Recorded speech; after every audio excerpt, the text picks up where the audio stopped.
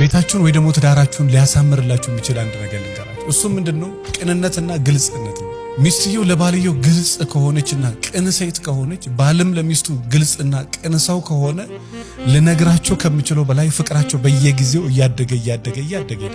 በነገራችን ላይ በህይወታችሁ እዚህ ምድር ላይ ስትኖሩ ቅንነት ከሌለ በጣም ሲበዛ ብዙ ዋጋ ትከፍላላችሁ። ሚስትም ልብሽ ቅን ካልሆነና ቀና ሴት ካልሆንሽ መንገድሽ ሁሉ የተሳካ አይሆንም። ትዳር ቅንነት ይጠይቃል። ስራ ቅንነት ይጠይቃል። እያንዳንዱ ነገር ላይ ቅንነት እናንተ ጋር ከሌለ የመሳካት እድሉ፣ ነገሮቻችሁ መስመር የመያዝ እድላችሁ በጣም ሲበዛ ያንሳል። ሴት ከሆንሽ ተባርከሽ መኖር የምትፈልጊ ከሆነ ግልጽነትና ቅንነትን ተጠቀሚ።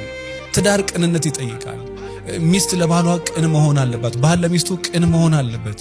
ሚስት ለባሏ ግልጽ መሆን አለባት። ባል ለሚስቱ ግልጽ መሆን። ግልጽ ካልሆንሽ በምን ይታወቃል? ልብሽን የሚያውቀው እግዚአብሔር ነው። ሰው የነገርሽውን ያሳየሽውን ነገር ነው የሚያውቀው የሚረዳውና ትንሽ ትዳራችሁን ማሳመር ከፈለጋችሁ ባልና ሚስቶች ከሆናችሁ ይሄ ቅንነትንና መልካምነትን ግልጽነትን ጨምሩበት። ቅንነት ከሌለ እንኳን ትዳር ቦታ ላይ ቀርቶ እዚህ ምድር ላይ ባላችሁ ህይወት ላይ ረጅም ዓመት ዓለምን እየዞራችሁ ነው። ምንም ለውጥ ህይወታችሁ ላይ ነው። በህይወታችሁ ትጠቀሙበታላችሁ ብዬ ማስባለሁ። ሚስት ለባለቤትሽ ቅንም ሁኚ፣ ግልጽም ሁኚ። ባልም ለሚስት ቅንም ሁን፣ ከዛ ግልጽም ሁን። ከዛ በኋላ ህይወትን ታየዋለህ።